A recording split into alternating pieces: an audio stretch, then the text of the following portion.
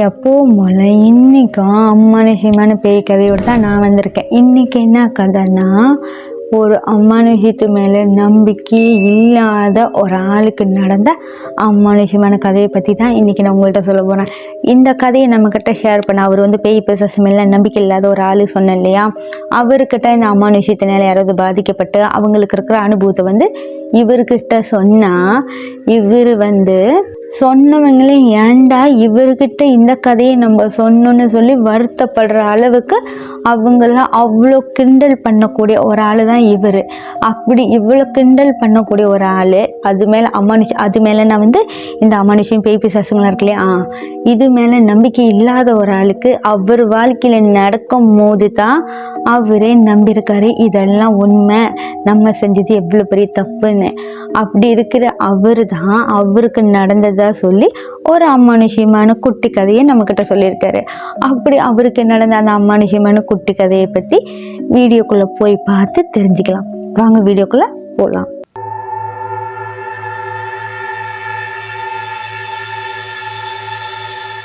நான் உங்கள்கிட்ட சொன்ன மாதிரி இந்த பேய் பிசாசு மேலே நம்பிக்கை இல்லாத ஒரு ஆள் என்னல்ல, இந்த கதை எங்கே நடந்துச்சு, யாருக்கு நடந்துச்சுன்னு நான் எதுவுமே உங்கள்கிட்ட சொல்ல போகிறதில்ல.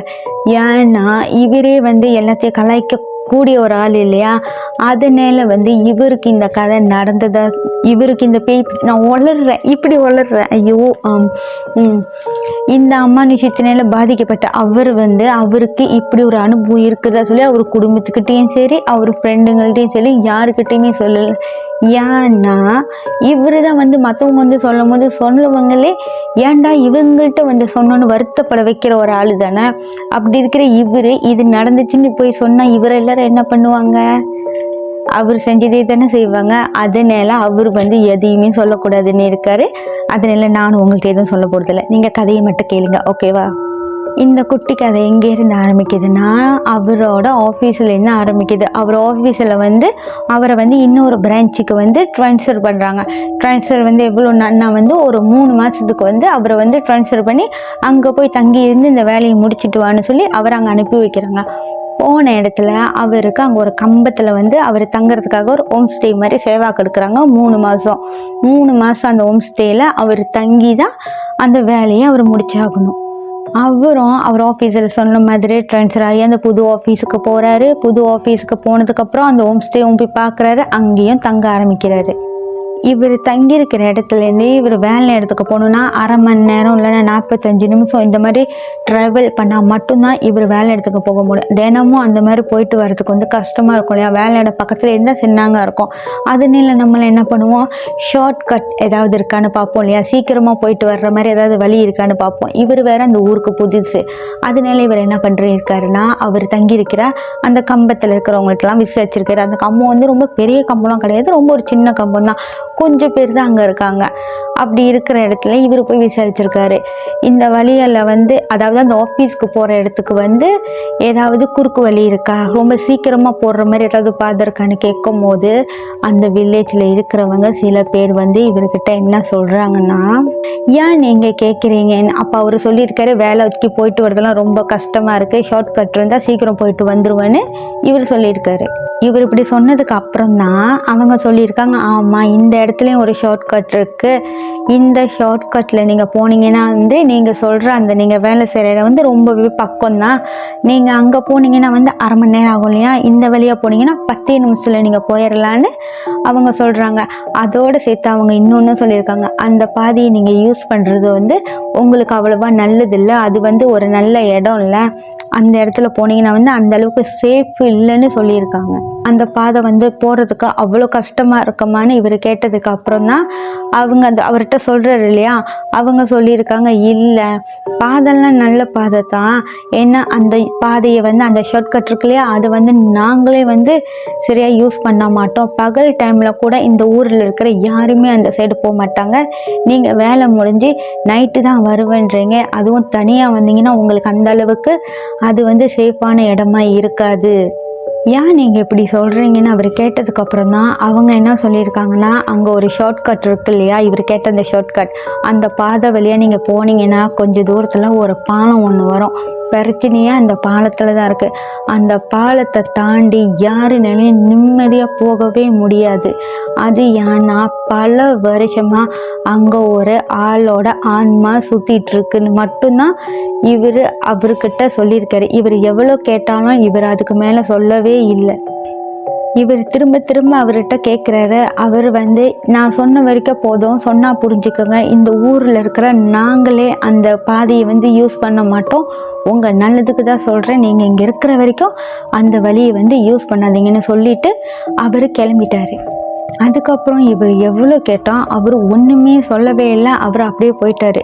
ஏன்னா இவருக்கு தேவையானது இவருக்கு கிடச்சிருச்சு. இவருக்கு என்ன வேணும்? வேலை இடத்துக்கு சீக்கிரம் போயிட்டு வீட்டுக்கு திரும்பவும் சீக்கிரமாக வரணும், அதானே வேணும். அதனால இவர் என்ன பண்ணுறாருன்னா, மறுநாள் அவர் சொன்ன அந்த ஷார்ட் கட் இருக்கு இல்லையா, அதில் ஒரு 2 நாள் நல்லபடியாக வேலைக்கு போயிட்டு வந்துட்டார். காலையிலையும் போயிட்டு மத்தியானம் வேலை முடிஞ்சு, அது ராத்திரி 8 மணிக்கு வேலை முடியும் அவருக்கு. வேலை முடிஞ்சு வீட்டுக்கு சீக்கிரமாக வந்துடுவார். வேலை 8 மணிக்கு முடிச்சுன்னா 8:10க்கெலாம் வீட்டுக்கு வந்துடுவார். அதனாலே அவருக்கு ரொம்பவே சின்னாங்காக இருந்திருக்கு. ஒரு நாள் என்ன ஆகுதுன்னா, வேலை முடிச்சு வந்ததுக்கு அப்புறம் அவர் ஆஃபீஸ்லேருந்து கால் வந்திருக்கு. அவருக்கு கால் பண்ணவங்க அர்ஜென்ட்டாக கொஞ்சம் வேலை இருக்குது, உடனே இந்த வேலையை முடிச்சு கொடுத்துட்டு போங்க, ரொம்ப நேரம் ஆகாது, கொஞ்ச நேரத்துலேயே இந்த வேலையை முடிச்சிடலான்னு சொல்லி அவரை கூப்பிடுறாங்க. இவரும் சரி வரேன்னு சொல்லி டைமை பார்க்கும்போது மணி நைட்டு 9 மணி மேலே ஆகுது. சரி சீக்கிரம் போய் இந்த வேலையை முடிச்சுட்டு வேகமாக வந்துடலான்னு சொல்லி இவர் மோட்ரு எடுத்துகிட்டு அந்த குறுக்கு பாதை, அந்த ஷார்ட் கட் இருக்கு இல்லையா, அந்த வழியாக தான் போகிறாரு. போகும்போது அந்த பாலம் வருது. அந்த பாலத்தில் ஏறி இவர் அந்த சைடு இறங்கணும். அந்த பாலத்தில் ஏறி இவர் இறங்கும் போது இவர் பேரை சொல்லி யாரோ பலமாக ரொம்பவே சத்தமாக கூப்பிடுறாங்க. நம்ம மோட்ரு ஓட்டிகிட்டு போகும்போது மோட்டரோட சத்தம் இருக்கும். யாராவது நம்மக்கிட்ட கேட்டால் பேசினாலும் அந்த அளவுக்கு சரியாக கேட்காது. பின்னாடி உட்காந்துட்டு வர்றவங்க கூட பேசினா கூட மோட்டரில் அந்தளவுக்கு கிளியராக கேட்காது. இவர் மோட்ரு ஓட்டிகிட்டு போயிட்டுருக்கும் போது அவ்வளோ வேகமாக இவர் பேரை சொல்லி கூப்பிட்டோன்னே இவர் பட்டுன்னு மோட்டரை நிப்பாட்டிட்டாரு. நிப்பாட்டிட்டு சுற்றியும் மத்தியும் பார்க்குறாரு. இவருக்கு ஒன்றுமே தெரியல. யார் அது இந்த நேரத்தில் நம்ம பேரை சொல்லி இவ்வளோ வேகமாக கூப்பிடுறான்னு இவர் சுற்றி பற்றி பார்க்கும்போது இவருக்கு ஒன்றுமே தெரியல. ஏன்னா அது ஒரு ஷார்ட் கட் இல்லையா, அந்த பாதையை அந்த ஊரில் இருக்கிற யாரும் சரியாக யூஸ் பண்ண மாட்டாங்க.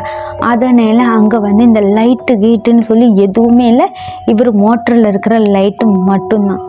இருந்தாலும் இவர் நல்லா பார்க்கும்போது திரும்பவும் இவர் பேரை சொல்லி இவர் பின்னாலேருந்து ஒரு ஆள் இவர் கூப்பிடுறாங்க. இவர் திரும்ப பார்க்கும்போது ஒரு ஆள் அது ஒரு ஆள் தான் நடந்து இவர்கிட்ட வர்றது. அவர் ரொம்ப பக்கத்தில் வந்த பிறகு தான் இவருக்கே தெரியுது. ஏன்னா ஃபுல் இருட்டு இல்லையா, அதனால பக்கத்தில் வந்த பிறகு தான் இவரே பார்க்குறாரு. அது ஒரு ஆம்பளை ஆள். அவருக்கு 35லேருந்து ஒரு 40 வயசுக்குள்ளே இருக்கிற மாதிரி ஒரு ஆள் தான். வந்தவர் இவர்கிட்ட என்ன கேட்குறாருன்னா, சிகரெட்டு தான் கேட்குறாரு. உங்ககிட்ட சிகரெட் இருந்தால் எனக்கு கூட, எனக்கு இப்போ சிகரெட்டு வேணும்னு அந்த ஆள் இவர்கிட்ட கேட்குறாரு. இவருக்கு இந்த சிகரெட்டு பழக்கம், இந்த குடிக்கிற பழக்கம் எதுவுமே இல்லை. இவர் ஒரு நல்ல பையனா. அப்படி இருக்கிற அவர்கிட்ட சிகரெட் இல்லைன்னு அவர் சொன்னதுக்கப்புறம் அவரோட முகமே மாறி இருக்கு. அந்த முன்னுக்கு நிற்கிறாரு இல்லையா சிகரெட் கேட்டவர், அவரோட முகமே மாறி இருக்கு. எனக்கு இப்போ சிகரெட் வேணும்னு அவர் கேட்கும் போது இவர் என்கிட்ட இல்லைன்னு என்ன பண்ணுறதுன்னு. அப்போ அவர் என்ன சொல்லியிருக்காருன்னா, சரி நீ இப்போ போ, நாளைக்கு எனக்கு சிகரெட்டு வேணும், இதே நேரம் இதே இடத்துல இத்தனை மணிக்கு நான் உனக்காக வெயிட் பண்ணுவேன், நீ சீக்கிரமே எனக்கு சிகரெட்டு நீ கொடுன்னு அவர் இவர்கிட்ட ஒரு மாதிரியான குரலில் சொல்லி, ஒரு மாதிரி மிரட்டுற பயம் கொடுத்துற மாதிரி இருந்த மாதிரி ஒரு குரல்.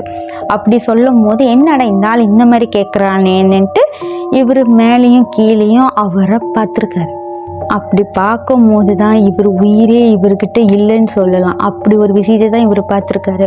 அப்படி என்னத்தை பார்த்துருக்காருன்னா, மேலே வரைக்கும் நல்லா இருந்த அவரோட கீழே பார்க்கும் போது அவர் கால் மட்டும் இப்படி இருந்திருக்கு.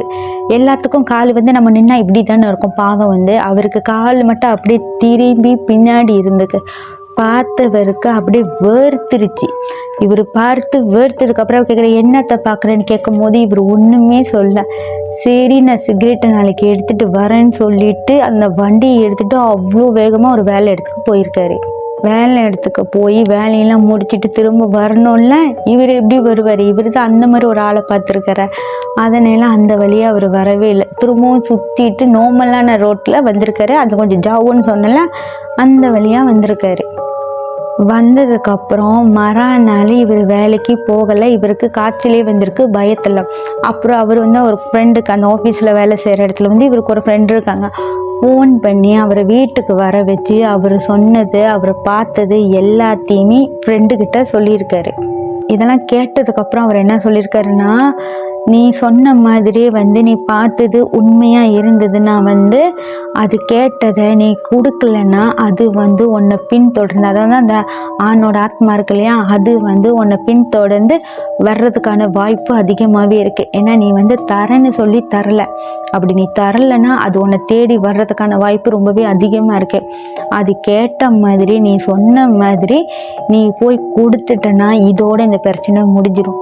நீ கொடுக்கலன்னா அது உன்னை தொடர்ந்து வர்றதுக்கான வாய்ப்பு அதிகமாகவே இருக்குன்னு அவர் இவர்கிட்ட சொல்லியிருக்காரு. இவரோட ஃப்ரெண்டு சொன்னதை இவர் கேட்டதுக்கு அப்புறம் இவருக்கு இன்னுமே பதறிடுச்சு. முதல் தடவை பேய் பிசாசின்னு அம்மானுஷங்க மேலாம் நம்பிக்கை இல்லாத ஒரு ஆள் கால் மட்டும் இப்படி திரும்பி இருக்கிறத பார்த்ததுக்கே காய்ச்சல் வந்துருச்சு இல்லையா. அப்போ எப்படி இவர் ஒத்துப்பாரு? இன்னும் பதறி தானே போவார். என்னடா இப்படி சொல்கிற, எப்படா இதை சமாளிக்கிறதுன்னு கேட்கும் போது தான் ஃப்ரெண்டு சொல்கிறாரு, வேறு வழியே இல்லைடா, இதை நீ பண்ணால் மட்டும்தான் அது ஒன்று பின்தொடர்றத நிப்பாட்டும். நீ எப்படியாவது தைரியத்தை வர வச்சுட்டு அது கேட்ட மாதிரியே போய் அந்த சிகரெட்டை கொடுத்துட்டு வந்துருன்னு. இவர் முடியவே முடியாது, நான் போவே மாட்டேன்னு ஒத்த கால் நினைக்கிறாரு. அப்போ ஃப்ரெண்டு சொல்கிறாரு, சரிடா நீ இவ்வளோ பயப்படுறதுனால நானும் உன் கூட வரேன், அது உன்னை தொடரக்கூடாதுன்னு இதை நம்ம பண்ணி தான் ஆகணும். உனக்கு இன்னும் 2 மாதம் இருக்குது இந்த வேலை முடியும். அது வரைக்கும் நீ நிம்மதியாக இருக்கணும்னா இந்த மாதிரி டார்ச்சர்லேருந்து நீ வெளியில் வந்துடணும். இந்த பயத்தோடுறதுனா உன்னால் வேலையை முடிக்க முடியாது.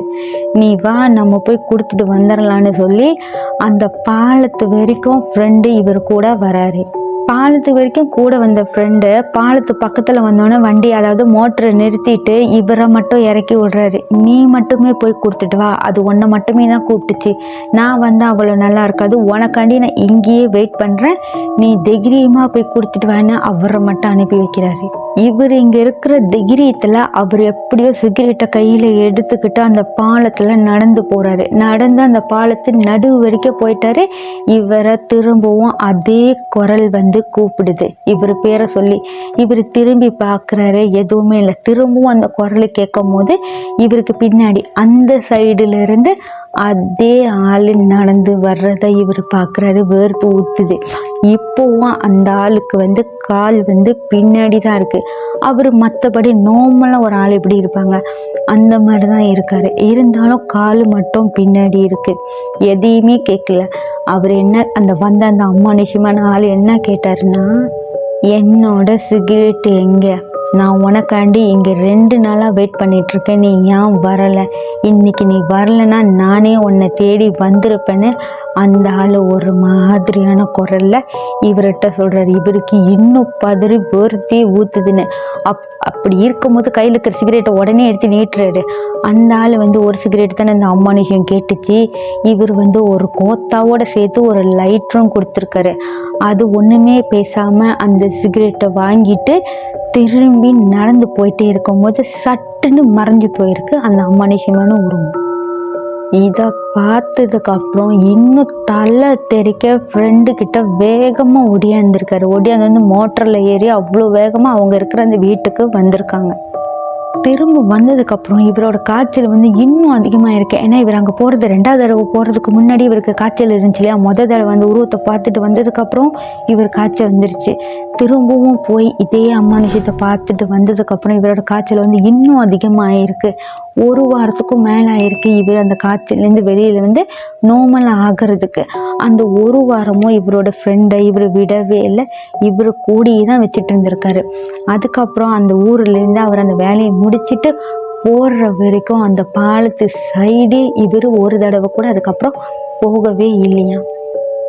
பேய் பிசாசு இந்த பேய் பிசாசு இந்த அம்மானுஷங்கள்லாம் இல்லைன்னு சொல்லிட்டு இருந்த ஒரு ஆள் இப்போ பேய் பிசாசுனாலே அவருக்குள்ள ஒரு பயம் தன்னாலே வருதுன்ற நைட் நேரத்தில் வெளியில் தனியாக போகிறதே அவர் ஸ்டாப் பண்ணியிருக்காரு. முடிஞ்ச அளவுக்கு யாரையாவது கூட கூட்டிகிட்டு போடுற மாதிரி தான் அவர் இப்போ போயிட்டுருக்கிறதா சொல்லியிருக்காரு. இவருக்கு நடந்த மாதிரியே அம்மானுஷமான பேய் கதைகள் உங்கள் வாழ்க்கையில் நடந்திருக்கா? அதை நீங்கள் என்கிட்ட சொல்லணும்னு நினச்சிங்கன்னா என்னோட இந்த இன்ஸ்டா மூலமா தாராளமாக என்கிட்ட சொல்லலாம். கதை நல்லா இருந்தால் அதையும் உங்களுக்காண்டி கண்டிப்பாக நான் போடுவேன். இதே மாதிரி இன்னொரு வீடியோவில் உங்களை பார்க்குற வரைக்கும்